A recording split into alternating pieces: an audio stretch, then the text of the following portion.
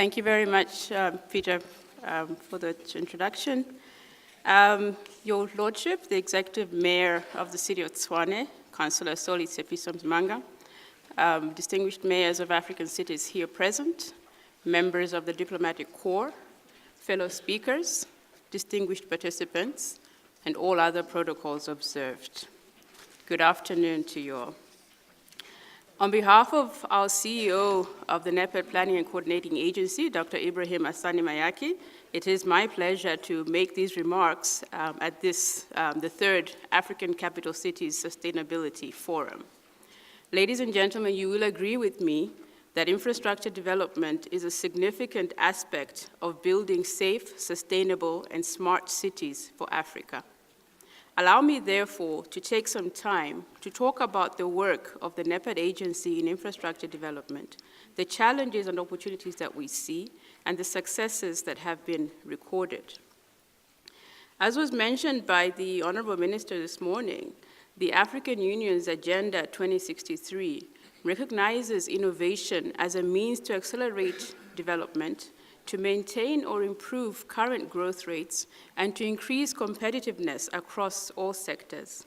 Specifically, let me recall Aspiration 1, which speaks of a prosperous Africa based on inclusive growth and sustainable development, as well as Aspiration 6, which speaks to an Africa whose development is driven by its people, including the contribution of the youth and women.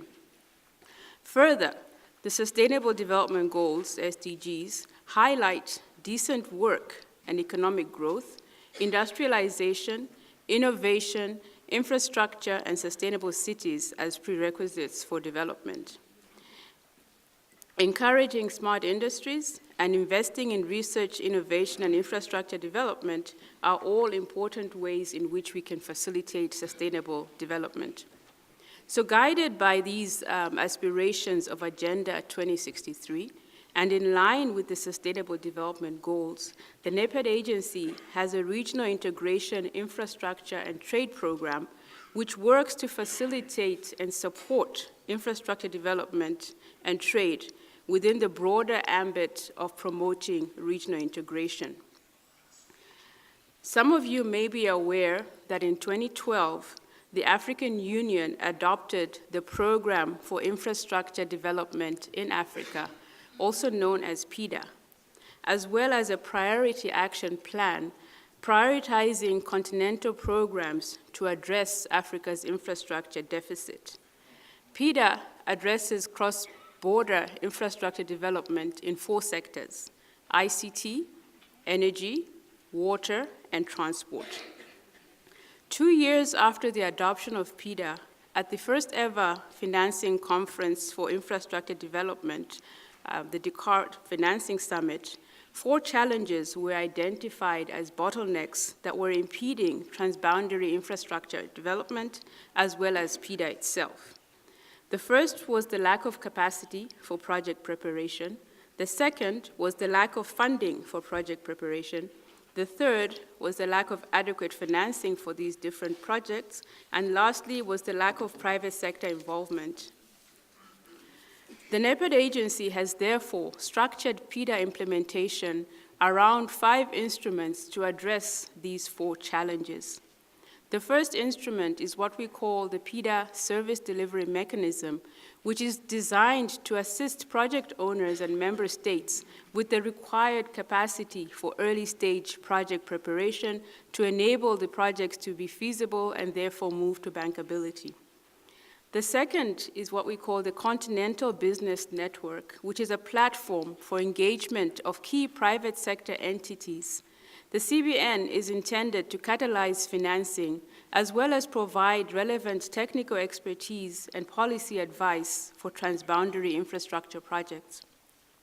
The third instrument that we use is policy and regulatory support, which is meant to help to unblock soft issues that sometimes can impede infrastructure development in our countries. Our fourth instrument is information management, which is managed through what we call the Virtual PIDA Information Center, an online portal that is meant to be a one-stop shop providing information on PIDA projects for investors and other stakeholders. Lastly, we have the Presidential Infrastructure Champions Initiative, which is geared to mobilize high-level support and championing for selected projects by some of our heads of states. I'm glad to say that President Zuma is one of the PIDA champions, and he is basically championing the North-South corridor. Turning now to the issue of how Africa can finance its infrastructure development and industrialization, in 2014, together with the UN Economic Commission for Africa, we published a report on domestic resource mobilization, which urges Africa to look inwards in terms of resource mobilization for infrastructure projects. We should note that we currently have remittances of over 62 billion annually, this dollars. We also note that there are illicit financial flows of the order of $50 billion annually. We have mineral revenues of the order of about $160 billion annually, and a potential stock market capitalization of the order of $1 trillion. Further, we note that there are 28 pension funds out of 52 that are valued at about $1 trillion US. However, in the past 5 years, these pension funds have invested only 2.9% in infrastructure, most of which was invested in unlisted equity instruments, with a very small proportion actually invested in infrastructure project bonds. This therefore calls to mind the fact that we need to figure out how do we actually unlock and allow investments by our pension funds locally. To understand these issues around infrastructure financing further, last year through the Continental Business Network, we published a report on de-risking infrastructure projects in Africa, which concluded that the perception of Africa being a risky investment destination continues to hinder project development and implementation. There is thus a point to be made about the perceived versus the actual risks of infrastructure investments on the continent. Several recommendations were made to address some of these perceptions, including the need to devise innovative financing and credit guarantee mechanisms. This requires a review of current legislation, for instance, on pension funds and their ability to invest in infrastructure projects. We would therefore advocate for infrastructure projects to be reclassified as an asset class that can attract African pension funds. We should bear in mind that while the cost of PIDA and other infrastructure projects is very high, we are at risk of incurring higher costs and negative impacts to our economies if we do not implement these projects. It is thus important for us to actualize the potential of raising domestic resources for investment in infrastructure and to find innovative ways of structuring project financing so as to close the infrastructure funding gaps. At the same time, while fast-tracking is important, we should remember that infrastructure development requires sustained efforts from all stakeholders to maintain the momentum of implementation. Sustaining this momentum requires that in addition to political will, other necessary enabling environment conditions are availed. These include the necessary policy, legal, and regulatory environment to facilitate private sector participation and investments in transboundary infrastructure development. With the support of the UN Economic Commission for Africa, we've just completed a study that's addressing the aspect of the enabling environment from the perspective of facilitating private sector investments. The study proposes a harmonized model law which member states can adapt to make it easier for private sector investors to finance and implement transboundary and other infrastructure projects. Recognizing the important link between infrastructure and trade, in 2016, the NEPAD agency launched an initiative called Move Africa, which will address soft issues related to cross-border transport and logistic challenges on the continent. Move Africa will focus on driving down the costs and increasing the efficiency for logistics companies and manufacturers in various industries operating across the continent. Since its launch, Move Africa has held a number of consultations with stakeholders and is currently implementing a monitoring system to identify and troubleshoot inefficiencies at border posts and ports of entry. Through the PIDA Capacity Building Project, PIDA CAP, funded by the African Development Bank, the NEPAD agency is working with regional economic communities on the implementation of PIDA projects through capacity strengthening and targeted interventions on specific projects. We are pleased to report that infrastructure experts have been deployed in all the regional economic communities and that work plans are developed jointly with the regional economic communities to advance implementation on selected projects through member states. In 2015, we launched PIDA Week as an annual flagship event to bring together stakeholders around the issue of transboundary infrastructure development. Last year, the PIDA Week theme was creating jobs through regional infrastructure development, reminding us that there are many imperatives driving the need for infrastructure development. These imperatives go beyond the services that are enabled by infrastructure to address critical issues of employment and job creation. We are all aware of the grim statistics concerning unemployment, especially among our youth. The NEPAD agency is currently developing a methodology to forecast the job creation potential of large-scale infrastructure projects across the 4 sectors of ICT, energy, transport, and water.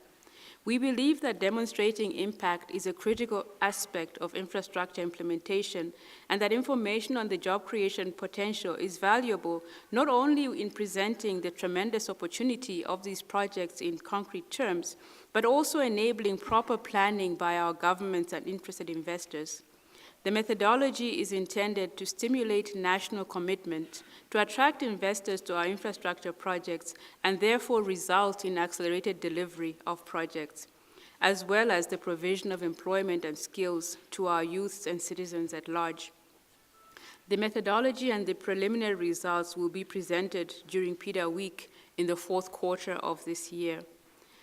The NEPAD agency is now promoting what we're referring to as an integrated corridor development approach as part of PIDA implementation. It should be noted that in the PIDA framework, several corridors have been defined, primarily based on transport routes and energy interconnectors. Recognizing the challenges in infrastructure development, the approach is to ensure integrated infrastructure planning and implementation rather than focusing on sector-specific infrastructure. This approach will maximize infrastructure benefits, enhance project bankability, and provide a more holistic and coherent approach.